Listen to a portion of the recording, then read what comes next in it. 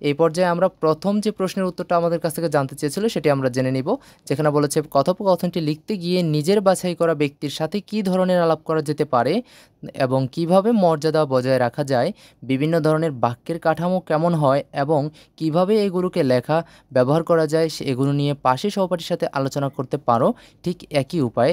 যেখানে হচ্ছে কথোপকথনের ধরনটি ছিল বিবৃতিবাচক বাক্যের মধ্যে আমরা বলতে পারি আমাদের বিদ্যালয়ে পিঠা উৎসব উপলক্ষে একটি জমকালো অনুষ্ঠান আয়োজন করা হচ্ছে।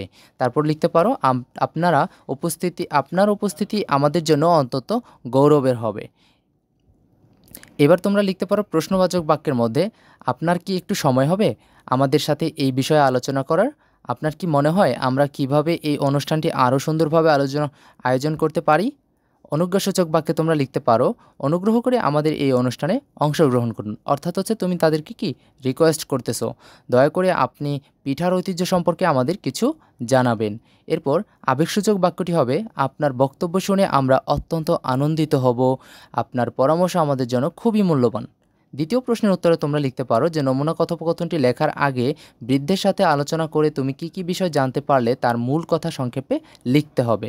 উদাহরণস্বরূপ বলতে পারো যে বৃদ্ধের সাথে আলোচনা করে জেনেছি যে পিঠা উৎসবের ঐতিহ্য বহু প্রাচীন, বিভিন্ন ধরনের পিঠার মধ্যে চন্দ্রপুলি, ভাপা পিঠা এবং পাটিসাপটা পিঠার বিশেষ গুরুত্ব রয়েছে।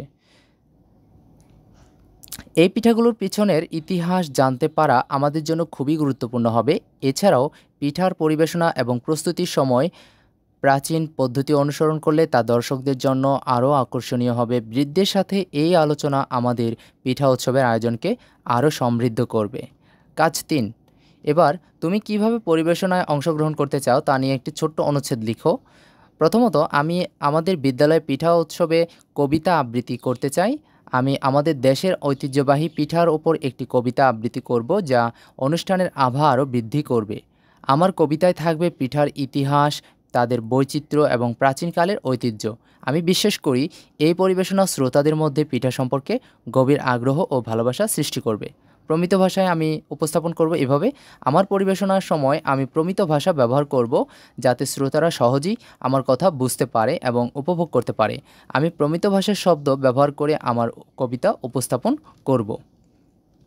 আঞ্চলিক ভাষায় এটি কিভাবে আমরা প্রকাশ করতে পারি যে আমি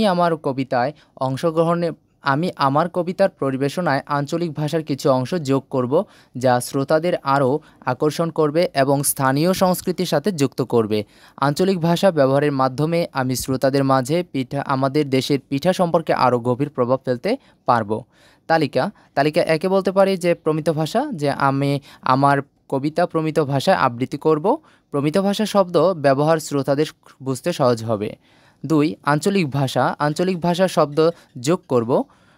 আঞ্চলিক ভাষা ব্যবহারে শ্রোতারা আমাদের সংস্কৃতির সাথে আরও পরিচিত হবে। এবার নিচের ছকের অনুরূপ একটি ছক পূরণ করতে হবে, যেখানে হচ্ছে সমাজ সারিবদ্ধ ভাষা নির্বাচন করতে হবে।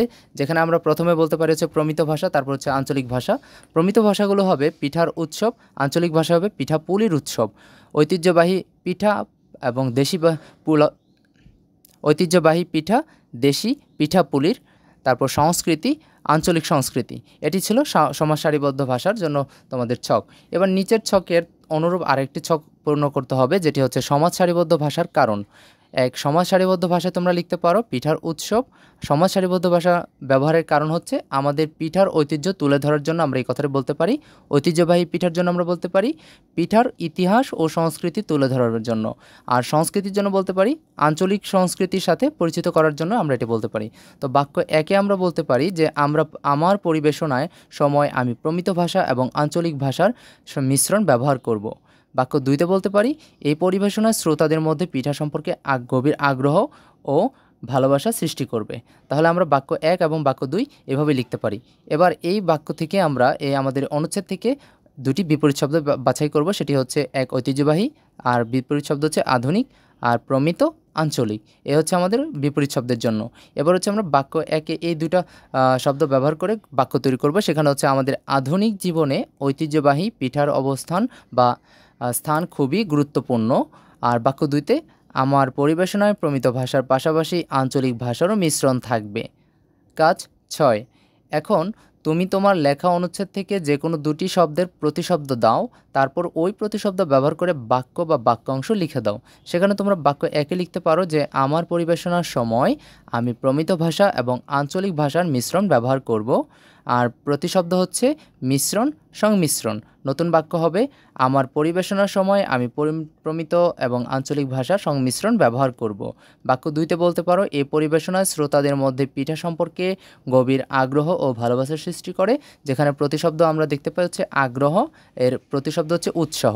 নতুন বাক্য হিসেবে এটাকে আমরা বলতে পারি এই পরিবেশনা শ্রোতাদের মধ্যে পিঠা সম্পর্কে গভীর উৎসাহ ও ভালোবাসা সৃষ্টি করবে। এরপর